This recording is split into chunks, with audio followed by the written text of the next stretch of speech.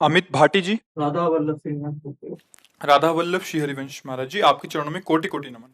महाराज जी, श्री जी की कृपा से आपसे पहले भी एक प्रश्न पूछ चुका हूँ कि अगर कोई माँ बहन के साथ हिंसा कर रहा हो तो हमें क्या करना चाहिए। गुरुदेव, आपके इसका जवाब बहुत ही सुंदर दिया। आशा है उससे लोग काफी प्रेरित हुए होंगे। गुरुदेव, आपको आज के समय में लाखों लोग सुन रहे हैं और आपकी वाणी पर लोग काफी अमल भी कर रहे हैं। आज के समाज में आपने राधा नाम की एक नई ऊर्जा प्रदान की है। गुरुदेव, आज के भी प्रश्न से इसमें पहली बात यह है कि फिर हम प्रार्थना करते हैं, साउंड में कोई सामर्थ्य नहीं होती, बात मशीन की होती है। मशीन हटा दो तो साउंड कुछ नहीं बोल पाएगा।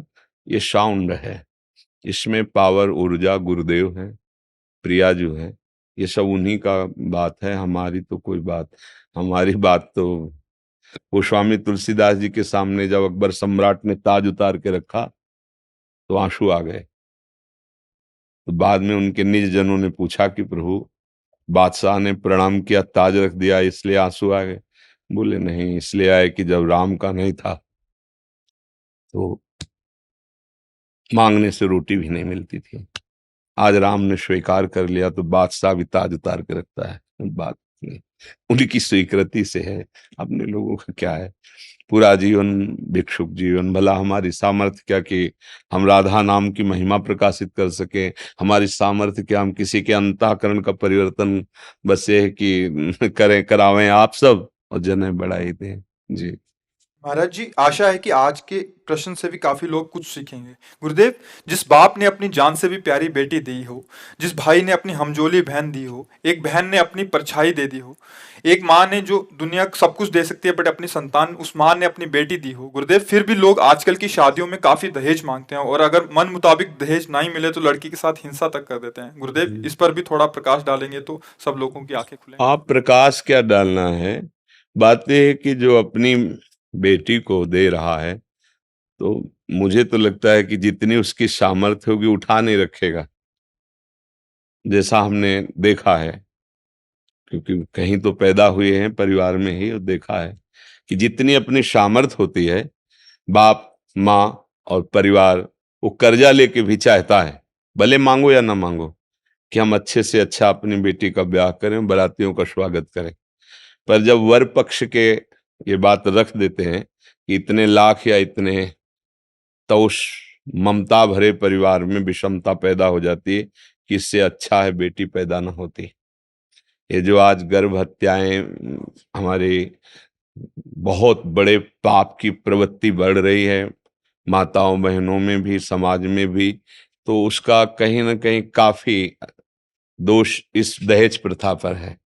क्योंकि हमने देखा है कि गांव के जैसे किसान आदमी है, बेटी को पढ़ाया लिखाया, सुंदर पुष्ट किया, ब्याह योग्य हो गई, जिनके घर में अब बोले हमको इतने लाख चाहिए, और बेचारा आके घर में बैठ के रो देता है कि किसी तरह तो हम परिवार का पोषण कर रहे हैं, क्या करें।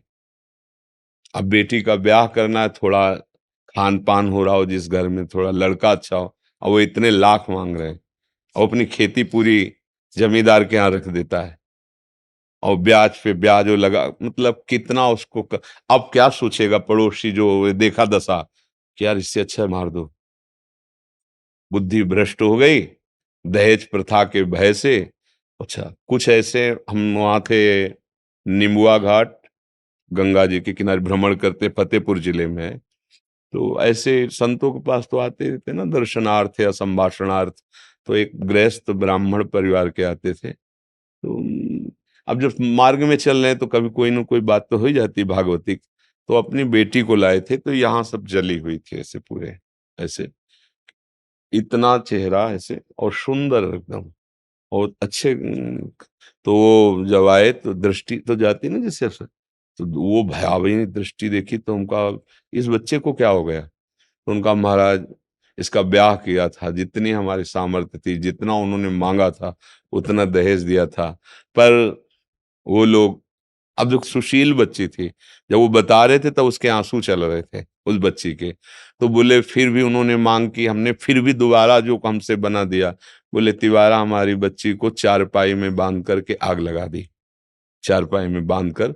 और भगवान की लीला कि रस्सी का वो हिस्सा पहले टूटा जो ताकत लगा के उठने पर खुल जाए, वो पहले जला, जल रही थी वो भी, और भागी उस सीढ़ियों से चढ़ के उनके चाचा के घर में कूद गए।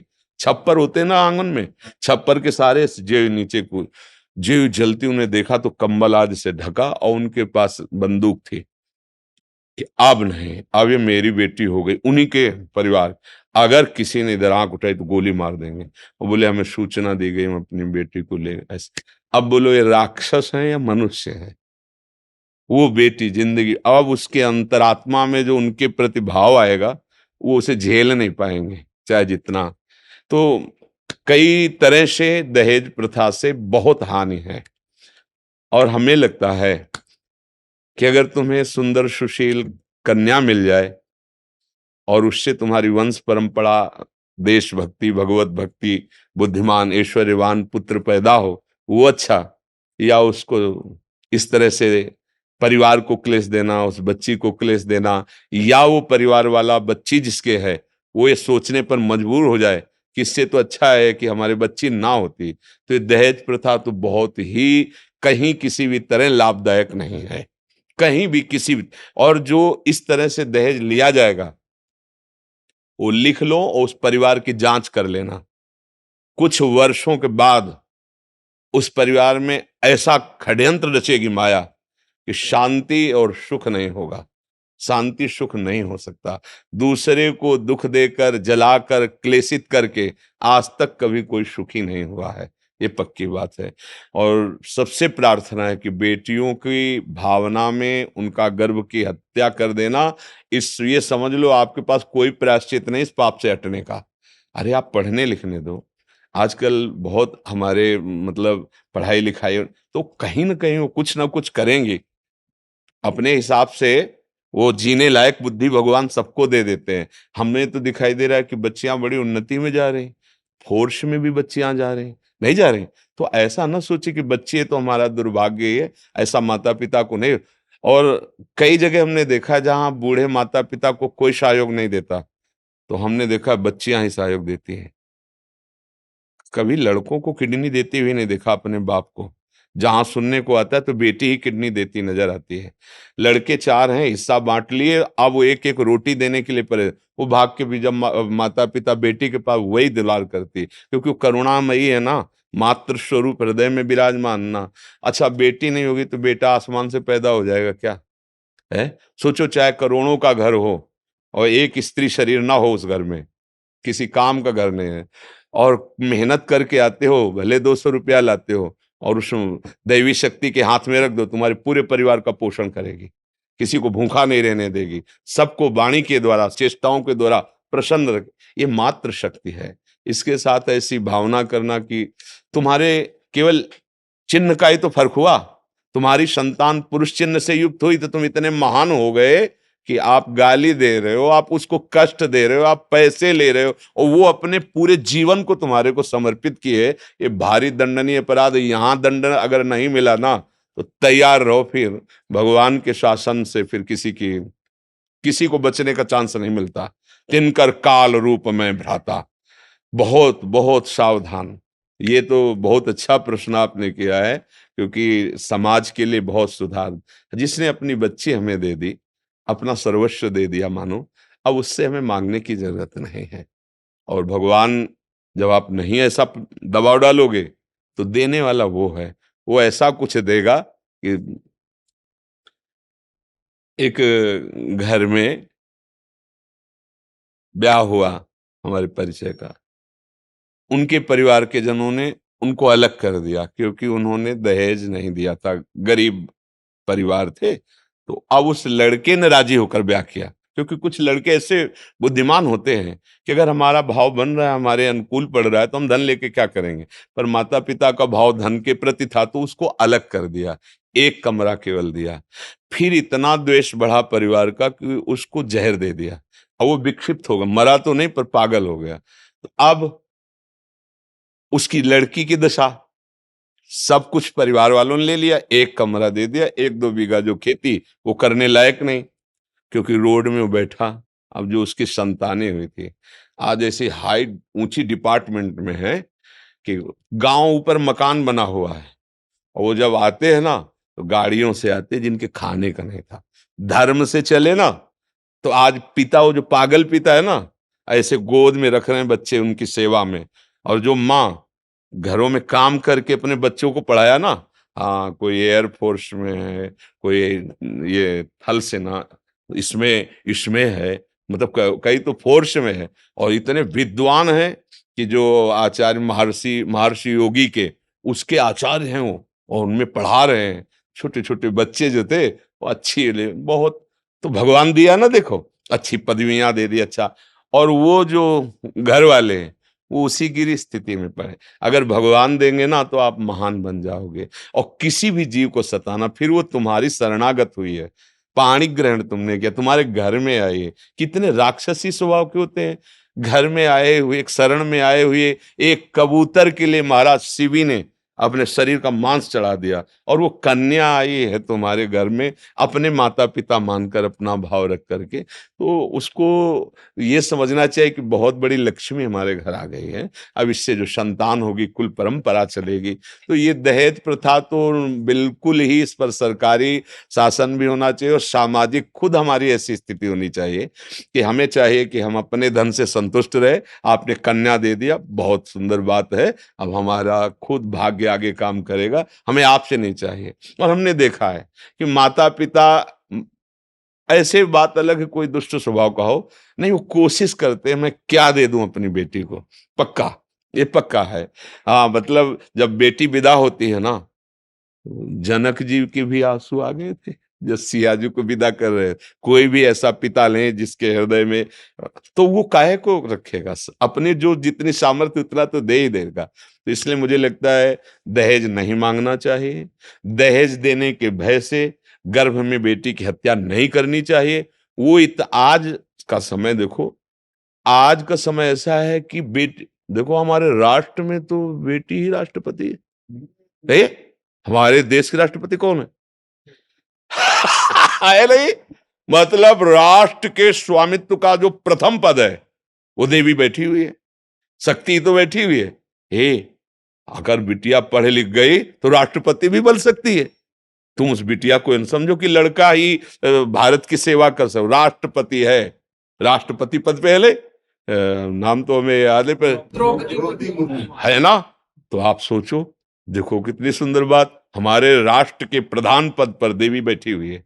तो हमें चाहिए कि हम अपनी पुत्री को पढ़ाएं लिखाएं, सुशील, आज के वातावरण की गंदगी से दूर बचाएं, और फिर भगवान चाहेंगे तो आज की, देखो आज की पढ़ी लिखी बच्चियां ऐसी है ना कि वो अपनी सामर्थ्य से जी सकती हैं।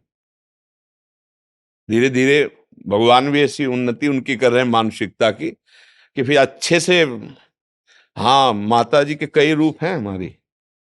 फिर एक जो रूप है ना प्रचंड दंड देने वाला, फिर वो रूप जब प्रेरित कर देती है ना, तो फिर नचनी नाच नचा लेती है उस परिवार को, नचा देती है। हाँ, फिर हमारी भगवती की बड़ी सामर्थ्य है, वो बैठ जाएंगे बुद्धि में कि तुम देखना चाहते हो स्त्री में क्या सामर्थ्य है, पूरी खा पानी पा जाएंगे, क्योंकि दैवी शक्ति है। इसलिए नमन, तो तुम्हारे परिवार का पोषण और मंगल हो। हमें लगता है दहेज प्रथा बहुत ही हानिकारक है, बहुत ही ये हमारे समाज का एक ऐसा रोग है जो बहुत पुराने से चला आ रहा है, और इस रोग से ग्रसित होकर के बहुत लोग छिन्न भिन्न हो जाते हैं, खिन्न हो जाते हैं, उदास हो जाते हैं। बेटी पक्ष के लिए उनके हृदय में अश्रद्धा पैदा हो जाती कि अगर आज बेटी ना होती तो मैं ऐसा नहीं। बिल्कुल धैर्यपूर्वक चलो, भगवान ने सबके भाग्य की रचना की है, और पढ़ लिख करके हमें लगता है कि कोई भी अच्छा सा जीवन जी सकता है। नहीं जी सकता? नौकरी करो, व्यापार करो। देखो माता बहनें बहुत सी जगह उन्नति को प्राप्त हो रही। आजकल तो बच्चे पढ़ते पढ़ते ऐसे नौकरियां करने लगते हैं कि माता पिता की भी सेवा करते हैं, और जहां ब्याह हो उस पक्ष को भी संतुष्ट करने की सामर्थ्य उन्हीं बच्चियों में है, पैसे पैसे कमाने लगी है। तो पर दहेज लेने वाली भावनाओं का त्याग कर देना चाहिए। हाँ, सब नौजवान भाई समाज सुधारक बनो, व्यसन त्यागो, गंदी बातें गंदी आदतें जो हमारे समाज में फैल रही, एक दूसरे मिल करके रोको। अगर आप रुके और एक मित्र को रोका तो दूसरे को रोकने की सामर्थ्य रखता है। ऐसे अगर हमारा एक मोहल्ला सुधर गया तो फिर एक गांव सुधर जाएगा, एक गांव सुधर गया तो एक नगर सुधर जाए। धीरे धीरे हम लोग भारतवासी हैं, सौहार्द ही हमारा स्वरूप है। गांव में रहते हजारों लोग थे, पर लगता था हम सब एक ही घर के हैं। सब एक ही घर के लगते थे। आज जो हमारी विविधता भावनाओं में, ये ऊंचता नीचता, ये सब बड़े छोटे, ये सब जो धन को लेकर के, जन्म को, कुल को लेकर के कई तरह, ये सब मानसिकताएं केवल हैं।